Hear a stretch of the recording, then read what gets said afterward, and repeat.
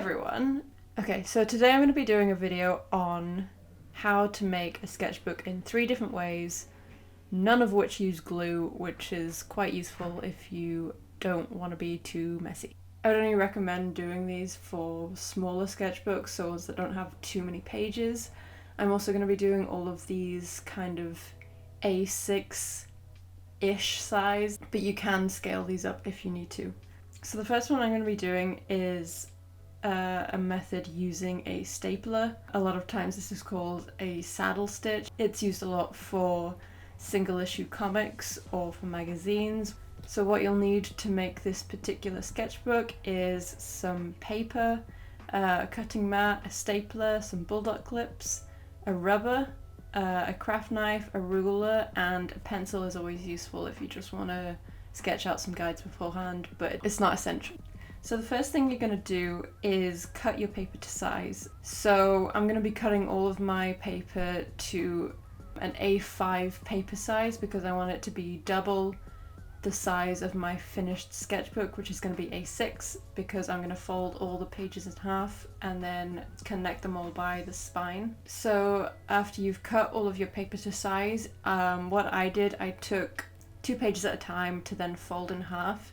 Now I don't have a bone folder or whatever that thing is called that you use to get your really sharp creases in bookbinding, so I just used the blunt end of my craft knife, making sure that the blade was in, because I'd already injured myself that day and I don't want to do it again.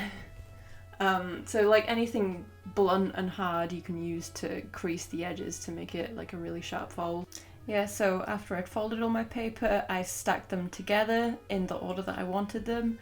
I did use different toned paper, just because I thought that'd be pretty interesting to have in a sketchbook, I guess, and also it was the paper that I just happened to have lying around. So after I folded everything together, I then used my trusty bulldog clips to hold everything in place while I bind it. Again, these aren't necessarily essential, but they are incredibly useful, so if you don't have bulldog clips, maybe there's something else that you can substitute for it. And yeah, so the next thing you need to do is to staple the spine. But as you might notice, staplers don't tend to be that large, so you will have to unfold the stapler, making sure that your finger is not over the actual stapling part, because I did that this morning and a staple went right through my finger, which is why I have a plaster on today. But once you open it up like this, you can it still staples like it normally would, you just don't have that base to curl the staple round at the end. So that's where the rubber comes in. If you place the rubber under the sketchbook while you staple it down, the rubber will catch the sharp ends of the staple, and which you can then fold over later on your own by hand. So I did 2 staples in my little book. I did mark them out with my pencil earlier to make sure that they were evenly spread out on the spine. I then used the blunt end of my craft knife or my makeshift bone folder to press down on the sharp ends of the staples to curl them round and to seal the book. I then gave my book another fold just to make sure that it was all nice and tight. I then used my ruler and craft knife to trim off the raggedy edges of my book. Now this step is going to be the same in every single sketchbook method that I use today. When you cut off the edges of your sketchbook, you're not going to cut through first time, obviously. So you just need to be patient and consistent and just stroke the layers of paper away, making sure that you always pull away from the spine, and you always have more control over the knife when it's coming towards you, but just remember to be careful. So the second method I'm going to use is the sewing method. So what you need for this is some paper, a cutting mat, a ruler and craft knife like last time, a pencil because that's always useful, and then also a needle and thread. Pick out some funky colours if you want. A scratch owl.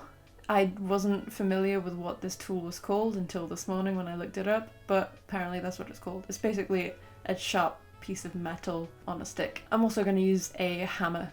So again, everyone be mindful of their fingies, because we've already had one injury today and we don't need another. So same as the first one, the first step you're going to do is to cut your paper to size, making sure that it is twice the length of the actual pages you want it to have. I wanted to make this a square sketchbook, so I measured the squares of 15 centimeters each side. So the paper itself that I cut out would be 15 centimeters by 30 because it'd be double the size. I then took my pages two at a time like last time and used my makeshift bone folder to make a sharp crease down the middle, and then I put everything together. I did put one staple in the spine of this one, even though I didn't put a stapler in the list of materials that you will need to use, but it does add an extra bit of security to the bind, and it also just makes it easier for me personally to film. So then what I did was measure 1 centimeter intervals down the entire spine of my book, and on the edges of these squares I'm going to place a hole with my pointy stick and my hammer.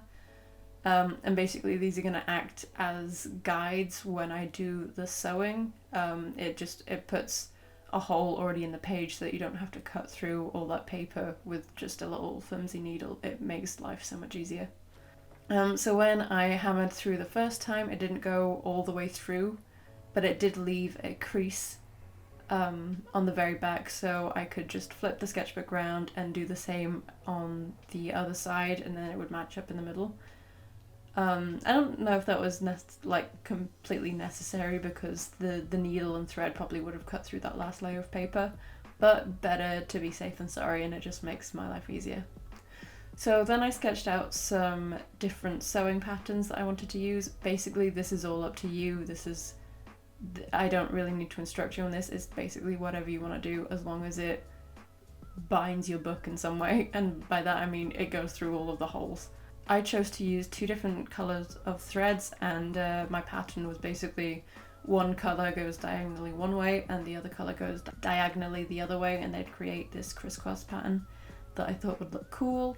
Again, I can't really instruct you on this because it really depends on your sewing pattern, but basically I did 2 run-throughs of the spine because I sewed through every other hole to get the angle that I wanted, and then I tied them off at the end just over the last hole. It does look a bit scruffy just because you can see the knot, but it's a homemade sketchbook, so I'm not really that fussed about it looking scruffy. I think it looks kind of cool. So yeah, I tied that off, trimmed off the excess thread, and then I made a fold in the sketchbook cover slightly. Well, I did make a mistake on this part. I aimed it to be slightly inwards from the line of the stitching because I thought it might rip through the page a little bit, and it's just not gonna last that way. I did actually end up folding it a little bit too close to the stitches, but hopefully with it being such a small sketchbook it doesn't really matter. I didn't fold one side very well either, so I got a lot of creases. The second one I did came out a lot better, and it was a very sharp crease. So I'm going to be using that as the front from now on. The sketchbook differs from the last one because on the center page you won't be able to get that full page spread, as you can't draw into the spine as far. But that doesn't really bother me. It's just something that you have to bear in mind with this style of sketchbook. The last step, as always, is going to be to trim around the edges. You know the drill. Take it slow, take it steady, be safe, mind your fingies. Everything will be fine. So the very last sketchbook, I think this is probably the simplest one of them all. What you will need is a cutting mat, a ruler, and a craft knife, the same ones that you've been using through the whole day. Some paper, and then also a hole punch, a rubber band, and a wooden skewer or a wooden stick of some sort. Feel free to go as crazy as you want with different colours of paper or the rubber band or even the stick. So again, same as always, paper needs to be twice the size of the sketchbook. I want to make this a landscape sketchbook this time, so it's going to be extra long and extra thin. I separated it into pages of 2, folded it with my makeshift bone folder, and then I stapled a hole through it 2 at a time so that the hole punch wouldn't get clogged. And then hopefully when you put these all together, although the holes won't be exactly lined up, they will hopefully be good enough that you can get a rubber band through the holes. So I'm then going to trim my skewer to the height of my sketchbook. I did this by just making a mark with my craft knife first and then snapping it and then cleaning up the edge with some scissors just so I didn't have all these frayed bits sticking out. So then I threaded my rubber band through the hole punched holes of my sketchbook and then stuck the skewer through the two ends to keep the rubber band in place, and that's it.